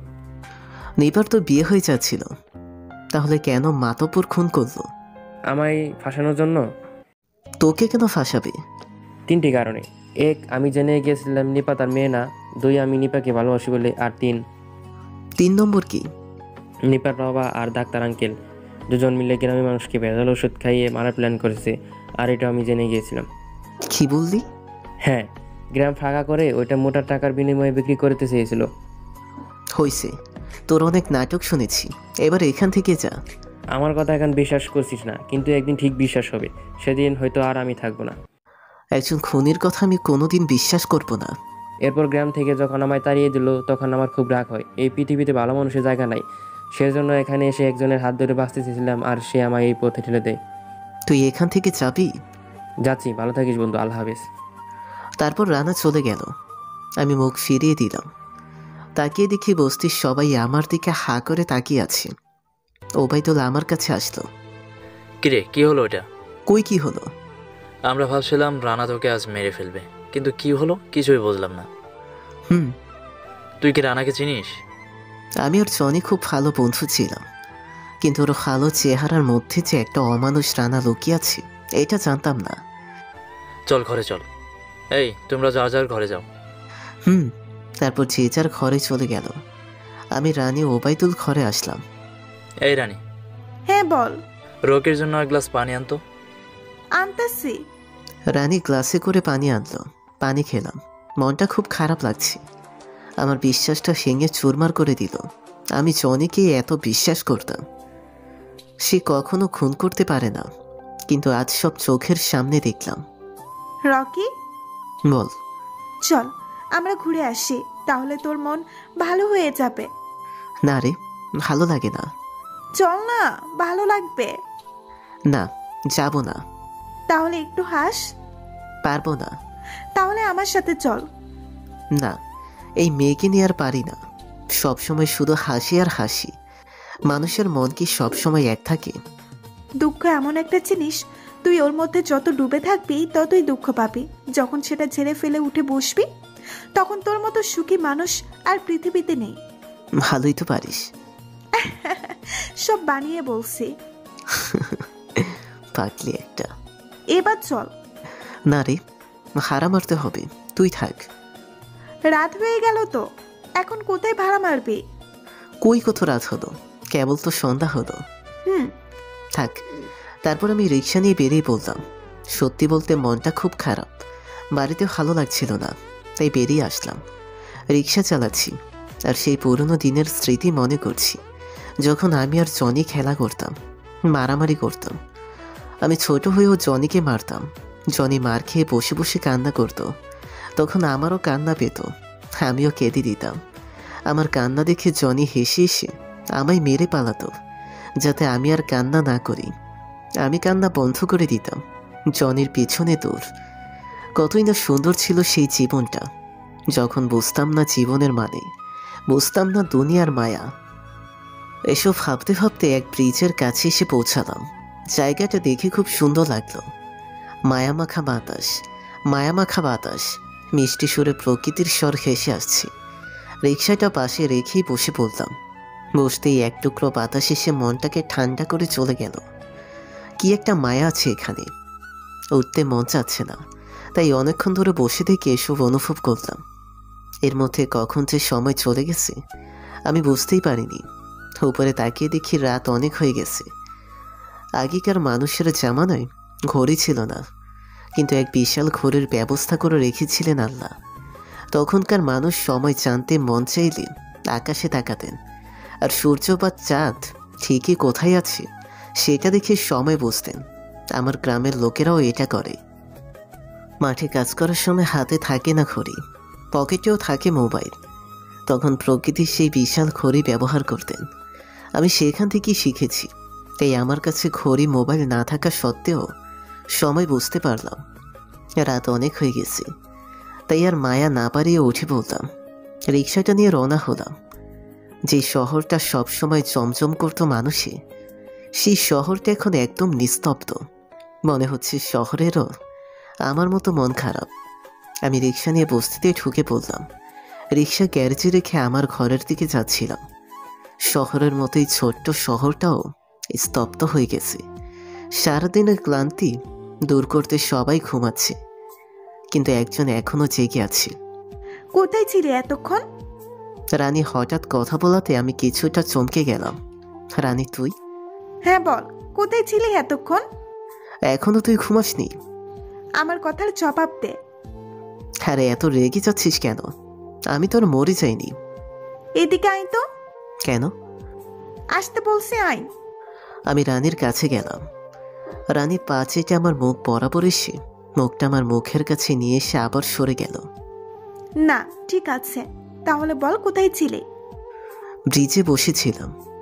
এত রাত পর্যন্ত ব্রিজে কি করছিলি? আরে এত প্রশ্ন করছিস কেন? আমি কি চুরি করতে গিয়েছিলাম নাকি? দরকার আছে। মন ভালো ছিল না, তাই বসেছিলাম। সত্যি তো? 3 সত্যি। হুম। তুই এতক্ষণ ঘুমাসনি কেন? ঘুম আসতেছিল না তাই। কেন? একজন কাছে ছিল না তাই। এবার এসে পড়েছি, এখন তো ঘুমা। আমি কি বলেছি যে তুই নাই বলে আমি ঘুমাতে পারিনি? না, তাহলে কে নাই? তোকে কেন বলবো? শোনার কোনো ইচ্ছেও নাই। এবার যা। তুই আগে যা। আমার সাথে তোর কি? তুই ঘুমিয়ে পড়। আমি যাব না, আগে তুই ঘুমা। উফ, এই মেয়েকে নিয়ে আর পারি না। এর সাথে সারা রাত প্যাচাল করলেও এই মেয়ে কিছুতেই হারবে না। তাই আর প্যাচাল না পেরে সোজা রুমে চলে গেলাম। I I. আবার ডাকিস কেন? ভাত খাবি না নাকি? খেতে আসছি। যদি বলি খাইনি, তাহলে আবারও 71-এর যুদ্ধ শুরু হবে, আর আমাকে খাইয়েই ছাড়বে। সেজন্য মিথ্যা বললাম। এই, আপনার জন্য আবার বলে দিয়েন না। তাহলে ঘুমিয়ে পড়। আমি কাঁথাটা তুলে গায়ে দিয়ে চোখ বন্ধ করে নিলাম। সারাদিন রিক্সা চালিয়ে ক্লান্ত হয়ে গেছে, রাতে শুয়ে ঘুমানো বাদ দিয়ে বাইরে বসে মন ভালো করছে। যাত্রা মানুষ নাকি? আমি চোখ বন্ধ করে শুনছিলাম রানী কি যেন করছে আর ঝগড়া করছে। আমার একটু একটু হাসিও পাচ্ছে, কিন্তু জোরে হাসতে পারছি না। এভাবে কিছুক্ষণ ঝগড়া করে আমার কাছে আসলো। কাঁথাটা ভালো করে গায়ে দিয়ে দিল, তারপর মাথায় হাত বুলিয়ে চলে গেল। বাপরে বাপ, কারো বউও মনে হয় এত খেয়াল রাখে না যতটা খেয়াল রাখে রানী আমার। একটু পর রানীর দরজা লাগানো আওয়াজ পেলাম। মনে হয় রানীও রুমে চলে গেল। এবার আমি উঠলাম। এর রাত পর্যন্ত রানী কি করছিস? আমার জন্য জেগেছিলি নাকি অন্য কারো জন্য? মনের মধ্যে একটু কষ্ট অনুভব করলাম। বুঝতে আর বাকি রইল না, রানীর প্রতি আমার মায়া জমে গেছে। কিন্তু রানী তো বলল ওনাকে অন্য কারোর জন্য জেগেছিল। তাহলে কি ও অন্য কাউকে ভালোবাসে? না না, একবার প্রেম না করতেই দেবদাস হয়েছি, আর না। এবার কনফার্ম হয়ে তারপর মাঠে নামবো। আমি আর বসে থাকতে পারলাম না। বিছানা থেকে উঠে আস্তে আস্তে দরজা খুলে বাইরে আসলাম। রানীর ঘরের জানালার পাশে গেলাম। ওকে দিয়ে দেখি রানী ঘুমিয়ে গেছে। কি বলবো, রানীর ঘুমানোর স্টাইল দেখলে যে কেউ হেসে দিবে। একদম ছোট বাচ্চার মতো লড়ু শুরু হয়ে শুয়ে আছে। দেখতে বেশ লাগলো, খুব মায়া লেগে গেল। রানীর এই অবুঝ মুখটা দেখে মনের মধ্যে ঘন্টা বেঁচে গেল। মনে হচ্ছে একদম নিষ্পাপ মেয়ে, কিচ্ছু জানে না। সারাদিন যে এত হইহুল্লোড় করে বেড়ায় সেটা এখন দেখলে বিশ্বাস হবে না।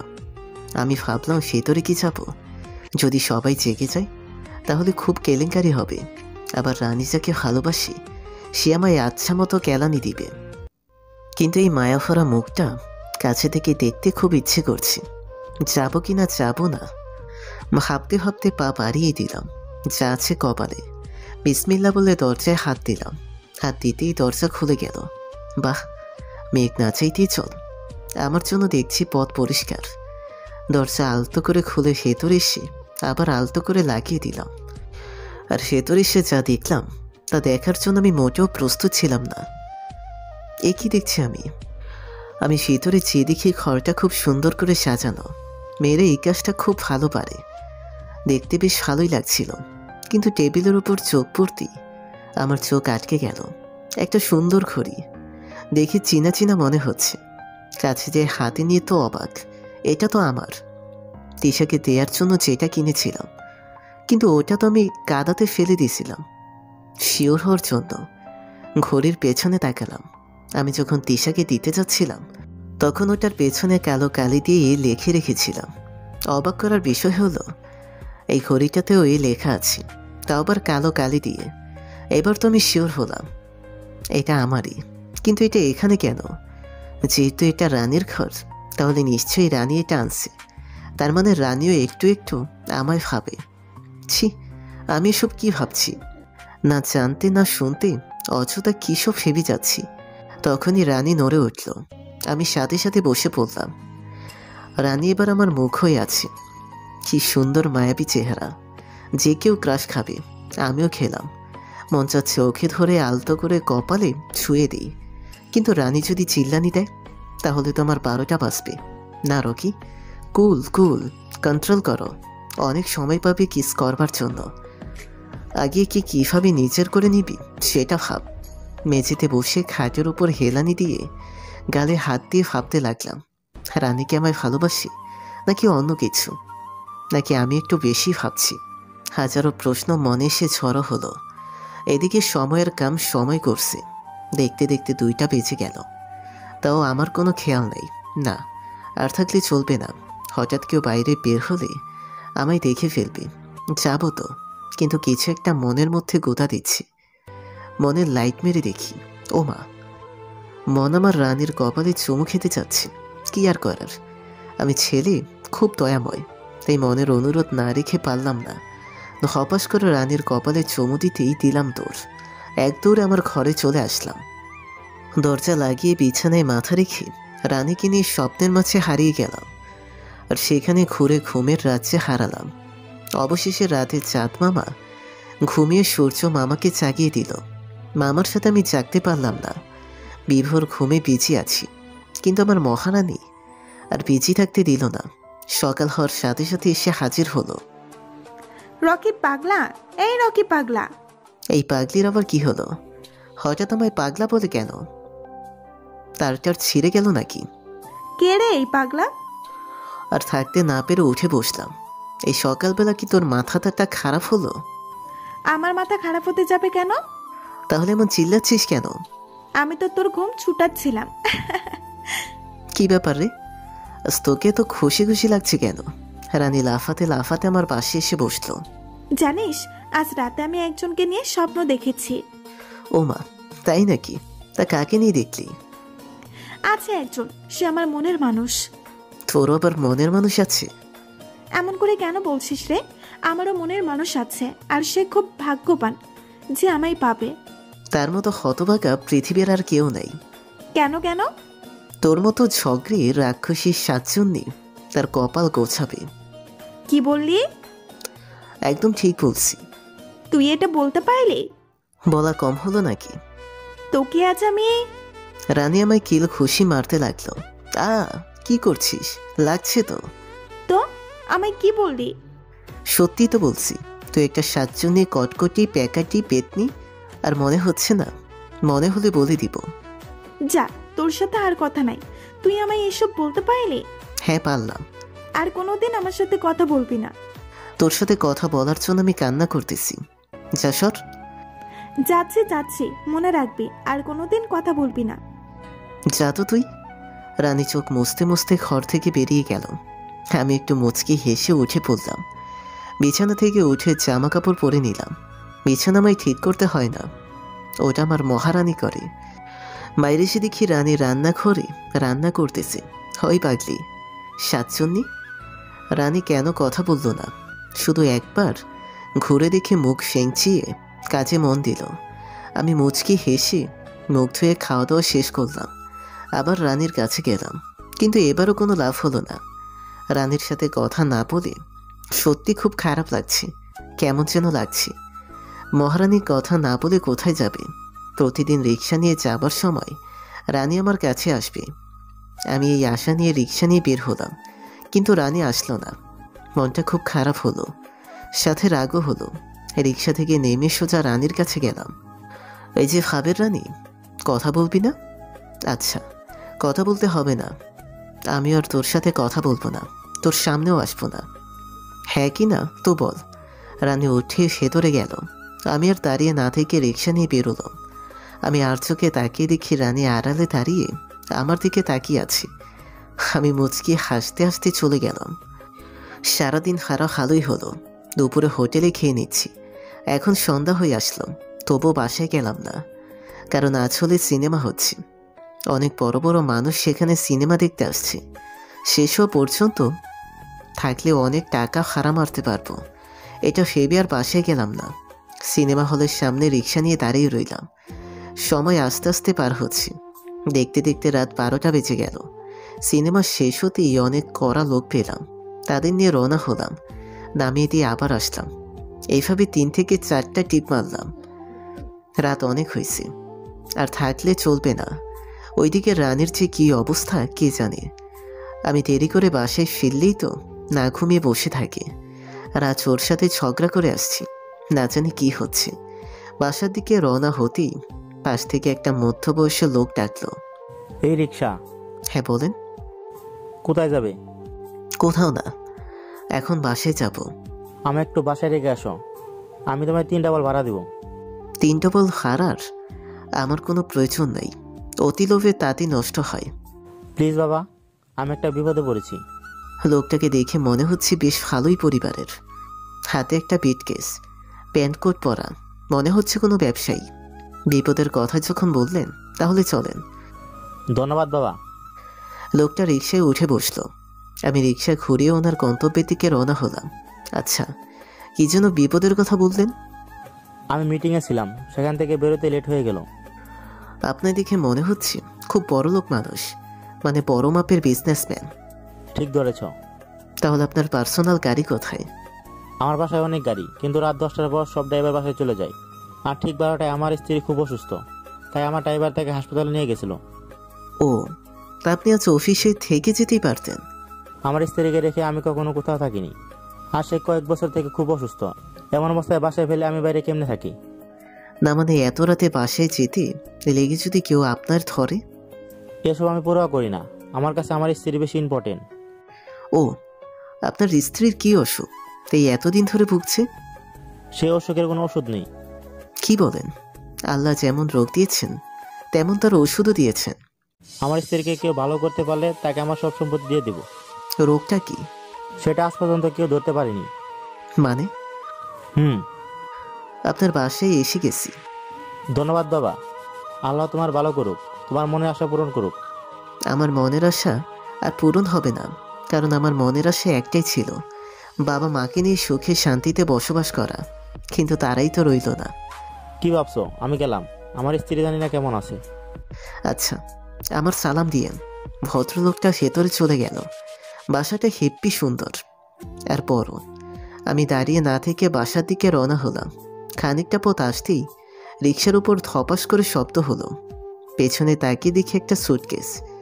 এটা তো ওই লোকটার, মনে হয় ফুলে রেখে গেছে। যাই, ওনাকে ফেরত দিয়ে আসি। কিন্তু এত রাত আবার ডিস্টার্ব করা কি ঠিক হবে? যদি ওনার কোনো গুরুত্বপূর্ণ কাগজপাতি থাকে তাহলে যাই, ফেরত দিয়ে আসি। আমি রিক্সা ঘুরিয়ে ওনার বাসার দিকে রওনা হলাম। তখনই কয়েকটা লোক আমার সামনে দাঁড়িয়ে গেল। দেখে অবাক হলাম, আবার হাতে হাতে অস্ত্র আছে। এই, ওই বিটকেসটা আমাদের দে। আপনাদের কেন দিব? যার জিনিস তাকেই দিব। দিয়ে দে, নয়তো তোর লাশ পড়ে যাবে। 5 জন লোক আছে, ইচ্ছে করলে এদের মেরে চলে যাব, কিন্তু এটা এদের এলাকা। যদি আরও লোক থাকে আর আমি একা, আমায় গণধোলাই দিবে না। এভাবে হবে না। মারামারি করতে গেলে নিজেই ফেসে যাব। কিন্তু এটা তো অন্যের জিনিস, অন্যের জিনিস তাকে ফিরিয়ে দিতে হবে, এটা আমার দায়িত্ব। এদের সাথে বুদ্ধির মারামারি করতে হবে, কিন্তু কি করি? এই কথা কি তোর কানে যাচ্ছে না? দিয়ে দে বলছি। এই, তোরা তো নিচে নেমে গেলি, শেষমেশ আমার কাছে চিন্তাই করতে আসছিস? এই তুই কে রে? হ্যাঁ, এত পেঁচাল পারছিস কেন? আমি কে তাই না? আমি কে? হ্যাঁ, তুই কে? গিয়ে তোর বসকে জিজ্ঞেস কর, তাহলে বলে দিবি। বস? আমাদের কোনো বস নাই। কি? তোরা তোদের বসের নামটা ভুলে গেলি? হা হা হা হা। যে তোদের হাজার হাজার টাকা বেতন দেয়, পেট পুরে খেতে দেয়, তার কথা ভুলে গেলি? কে বলছে ভুলে গেছি? আমাদের বসের নাম রায়হান। এই রায়হানের বন্ধু আমি। ওই শালাকে পেলে ওকেও কেলানি দিব, সাথে তোদের ওখান থেকে বের করব। কি আমাকে হুমকি দিস? আচ্ছা, তোর বসকে ফোন দিতেছি। তোরা তো জানিস রায়হান কেমন রাগী। তোদের আজ 12টা বাজাবে। আমি পকেট থেকে ভাঙতি মোবাইল বের করে অযথা কানে ধরলাম। এই থাম। না, হবে না। তোরা আমায় এভাবে মারার হুমকি দিস, তোদের 12টা না বাঁচিয়ে ছাড়ছি না। তোর পায়ে পড়ি, বসের কাছে ফোন দিস না, তাহলে বস আমাদের খুন করে দিবে। মনে হচ্ছে ছাড়িতে কাজ হয়েছে। আচ্ছা, তোদের মুখের দিকে তাকিয়ে ফোন করলাম না। কিন্তু তুই বসের কে? কি আমায় জিজ্ঞেস করিস আমি কে? আমি তোর বসের দোলা ভাই। কিন্তু বসের তো কোনো বোন নেই। আরে ইয়ে মানে বন্ধু। হ্যাঁ বন্ধু, ও আমার বন্ধু হয়, তাই আমি ওকে শালা বলে ডাকি। ও আচ্ছা, জান ভাই। এই তো লাইনে আসছিস। আমায় চিনো না কাকু? আমি তোদের বাপ। মনে মনে হেসে ওদের পেরিয়ে চলে এলাম সেই লোকের বাসায়। রিক্সা বাইরে রেখে বিটকেস হাতে নিলাম। কিন্তু এত ভারী কেন? ভারীর জন্যই তো রিক্সা ভাড়া করছিল, একা একা বইতে পারছিল না। আমি আর 10 পাঁচ না ভেবে কলিং বেল বাজালাম। সঙ্গে সঙ্গে একটা মেয়ে এসে দরজা খুলে দিল। আমি উপরে চলে গেলাম। সিঁড়ি বেয়ে আসতেই পাশে একটা রুম দেখতে পেলাম। হয়তো এটাই ওনার রুম। আমি ওকে মারতেই দেখে একটা মহিলা চাদর গায়ে দিয়ে শুয়ে আছে। আমায় দেখে মহিলা নড়ে উঠল। Sorry aunty. আমি চলে আসলাম। মহিলা কথা বলল না, শুধু হাতটা বাড়িয়ে দিল। আমি আর দাঁড়িয়ে না থেকে হাঁটতে লাগলাম। সামনেই সেই লোকটাকে দেখতে পেলাম। Sir, sir. আরে তুমি? আপনার বিটকেসটা রিক্সায় ছেড়ে আসছিলাম। লোকটা কিছু বলল না, শুধু আমার মুখের দিকে তাকিয়ে থাকলো। আমি ভাবলাম কি ব্যাপার, এমন করে তাকায় কেন? তুমি এটা খুলে দেখছো? জি না, মা বলেছে অন্যের জিনিস অনুমতি ছাড়া খুলতে নেই। তুমি জানো এর ভেতরে কি আছে? না। নিশ্চয়ই আপনার কাগজপাতি আছে। না, এর মধ্যে 10 কোটি টাকা আছে। টাকার কথা শুনে তো আমার মাথা ঘুরে গেল। কি বলছেন? হ্যাঁ, এই দেখো। আমার হাত থেকে নিয়ে খুলে দেখালো। সত্যি সত্যি অনেক টাকা। এই জন্য রাস্তায় ওরা ধরেছিল। কারা? ছিনতাইকারীরা। তুমি ওদের হাত থেকে কেমনে বাঁচলে? ওসব বাদ দেন, আপনি টাকাটা বুঝে নেন। ভাগ্যিস আগে খুলে দেখিনি। কেন? আগে দেখলে কি হতো? জানেন না, টাকার লোভ অনেক। যদি আমি লোভে পড়ে যেতাম তাহলে আমার অনেক পাপ হতো। তোমার চরিত্র, কথা, সততা দেখে আমি মুগ্ধ। ধন্যবাদ। এবার আমি আসি। আরে বলো কি, আজ তোমাকে যেতে দেব না। হায় আল্লাহ, আমি না গেলে রানী না ঘুমিয়ে মারা যাবে। রানী কে? না, তেমন কিছু না। কোনো কথা না, তুমি আমার এত বড় উপকার করেছো, তোমায় যেতে দেবো না। আজ রাত থেকে কাল সকালে চলে যেও। প্লিজ আঙ্কেল, জেদ করবেন না। আমায় যেতে হবে, নয়তো অনেক ঝামেলা হবে। কিসের ঝামেলা? আজ বাসায় ঝগড়া করে বলে এসেছি বাসায় আর ফিরবো না। যদি এখন না ফিরি তাহলে তো বুঝতেই পারছেন। তোমার বাসায় কে কে থাকে? আমার তো বাসাই নাই। মানে? হ্যাঁ, আমার বাবা মা কয়েক মাস আগে মারা গেছে। আমি শহরে এসে বস্তিতে থাকি। আর রিক্সা চালাই। ও আঙ্কেল, এই রুমে ওটা যে শুয়ে আছে, এটা আমার স্ত্রী। আমায় দেখে হাত বাড়াচ্ছিল আর কিছু একটা বলতে চাচ্ছিল। আজ পর্যন্ত কারোর সাথে কথা বলিনি, চলো তো একটু। তারপর আমি আর আঙ্কেল আবার ওই রুমে গেলাম। আমি যেতেই মহিলাটা আমার দিকে তাকালো। আন্টি, কিছু বলবেন নাকি? কোথায় ছিলি বাবা? আমি। আমাদের ছেলে এ নয়। তোমায় একদম আমার ছেলের মতো দেখতে। ও, তারপর আন্টি আমার মাথায় হাত দিয়ে দোয়া করলো। বেশ কিছুক্ষণ কথা বললাম। একটু পরপর আন্টি আমায় চোখ মুছে হাত দিচ্ছে। আর আন্টিকে দেখে আমার আম্মুর কথা কেন জানি মনে পড়ে গেল। আমি আঙ্কেলকে ডেকে বাইরে নিয়ে আসলাম। আঙ্কেল, আপনার ছেলে। আমাদের আদরের একটা ছেলে ছিল, তার নাম নীল, খুব আদরের। ওর মাকে খুব ভালোবাসতো, তাই তো আজও মেনে নিতে পারিনি। কি হয়েছিল? বন্ধুদের সাথে আড্ডা দিতে রাতে রাত, আর একদিন রাতে কার সাথে যেন ঝগড়া হয়। নীল মারপিট ভালোবাসতো না, তাই নীলকে ওরা মেরে ফেলছে। পুলিশের কাছে কেস করেননি? লাভ হয়নি, ক্ষমতা থাকার কারণে জামিন হয়ে গেছে। ও, আজ তোমায় দেখে আমার সেই হারানো স্ত্রী কথা বলেছে। তোমার কাছে আমি চিরকৃতজ্ঞ। আরে কি যে বলেন না, মানুষের বিপদেই তো মানুষ পাশে দাঁড়ায়। কোনো দরকার হলে আমায় বলবে, আমি তোমার জন্য আমার জীবন দিতেও রাজি। এবার আমি আসি আঙ্কেল, অনেক রাত হয়েছে। রিক্সা রেখে গাড়িতে করে যাও। না না, রিক্সা না নিয়ে গেলে আরো ঝামেলা। আচ্ছা তাহলে যাও। জি, আসসালামু আলাইকুম আঙ্কেল। ওয়ালাইকুম আসসালাম। তারপর আমি বাইরে এসে রিক্সা নিয়ে বাসার দিকে রওনা হলাম। কিছুক্ষণের মধ্যে বস্তিতে চলে আসলাম। আর এসে যা দেখলাম